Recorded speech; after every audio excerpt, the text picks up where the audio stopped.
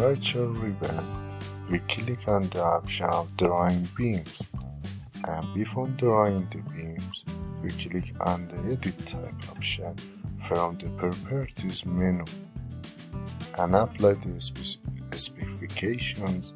and dimension of the section to the properties.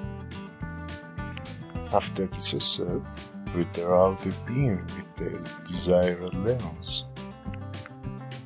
We select the desired beam and select the assembly option or select the create assembly option and choose a name for it. For example, this beam is beam 1, and then click on the assembly from the browser project menu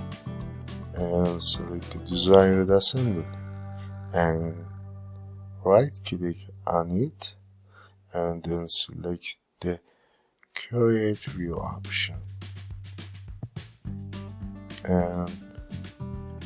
select and